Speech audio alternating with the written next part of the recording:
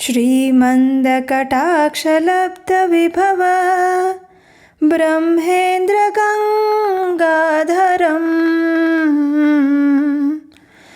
त्वं त्रैलोक्यकुटुम्बिनीं सरसिजां वन्दे मुकुन्द प्रियम।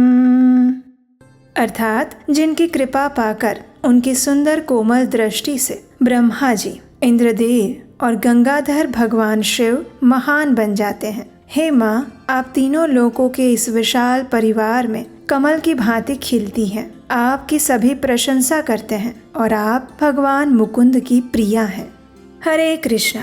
ये श्लोक भगवती महालक्ष्मी देवी को समर्पित है और इस परम पवित्र मार्गशीर्ष मास में भगवती देवी महालक्ष्मी की पूजा आराधना करने का विशेष प्रावधान बताया गया है। मार्गशीर्ष मास के प्रत्येक गुरुवार के दिन महालक्ष्मी देवी की विशेष पूजा की जाती है। हमारे पुराणों और ग्रंथों में बताए गए अनुसार इस दिन देवी लक्ष्मी की पूजा आराधना करने से मनुष्य हर प्रकार के सुख, श्री, ऐश्वर्य और समृद्धि को प्राप्त कर लेता है। तो चलिए आज के इस वीडियो में हम देवी महालक्ष्मी के गुरुवार से जुड़ी हुई एक व्रत कथा का श्रवण करते हैं और इसे पूर्ण सुनने के लिए अंत तक हमारे साथ बने रहिएगा, क्योंकि कोई भी व्रत में कथा का श्रवण या पठन अवश्य करना चाहिए और उसे अंत तक सुनने से ही उसके संपूर्ण पुण्य फल की प्राप्ति हो जाती है। तो चलिए आज की इस कथा का आरंभ करते हैं। ये उस समय की बात है जब नारद मुनि भगवान नारायण के दर्शन हेतु क्षीर सागर में आए थे। तब नारद मुनि ने भगवान श्री हरि को प्रणाम करते हुए एक प्रश्न पूछा।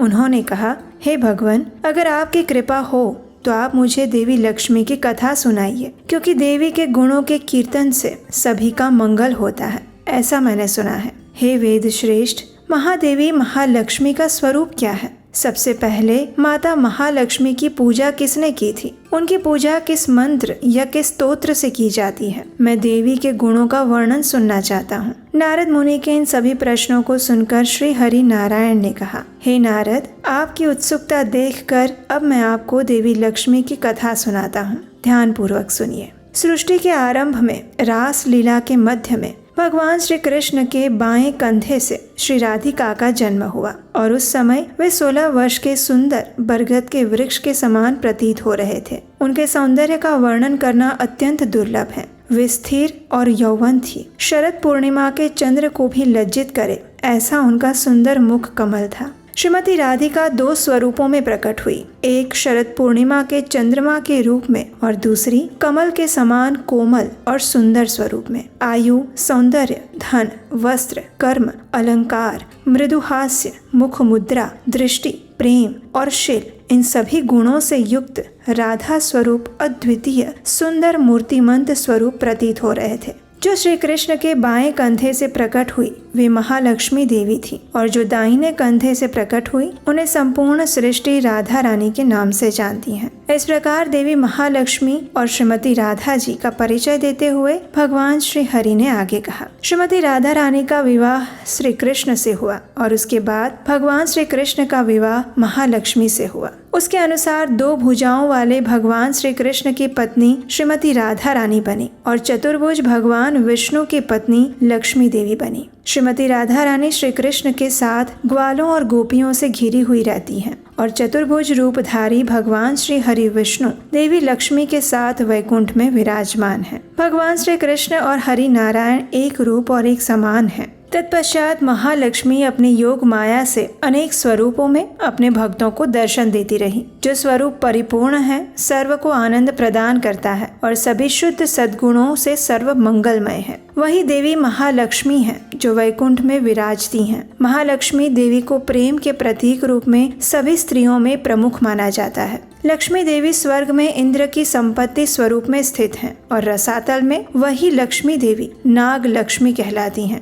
राजाओं के पास जो लक्ष्मी रहती हैं वे राज लक्ष्मी कहलाती हैं और गृहस्थों के घर में जो लक्ष्मी देवी रहती हैं उन्हें गृह लक्ष्मी कहा जाता है। ये सभी महालक्ष्मी के ही अंश हैं। गायों में कामधेनु लक्ष्मी जी का स्वरूप है। यज्ञ में लक्ष्मी देवी ही नारी है और वही दक्षिणा है। क्षीर सागर की कन्या भी लक्ष्मी देवी का ही एक रूप है। कमल की शोभा महालक्ष्मी का अंश है। चंद्राग्नि कामनीय शोभा कांति महालक्ष्मी का ही एक स्वरूप है। सूर्य मंडल की आभा भी महालक्ष्मी का ही स्वरूप है। यही देवी लक्ष्मी नारी देह का आभूषण और रत्न है। फलों में भी, जल में भी, राज रानियों में, दिव्य गुणों वाली स्त्रियों में, घरों में, हर प्रकार के अनाजों में, वस्त्रों में, संस्कार भूमि में, मूर्तियों में, मंगल कलशों में, माणिक मोतियों में, दूध में, चंदन में और वृक्षों में, नवला मेघ और नवीन मनोरम्य वस्तुओं में भी श्री लक्ष्मी देवी विराजमान रहती हैं।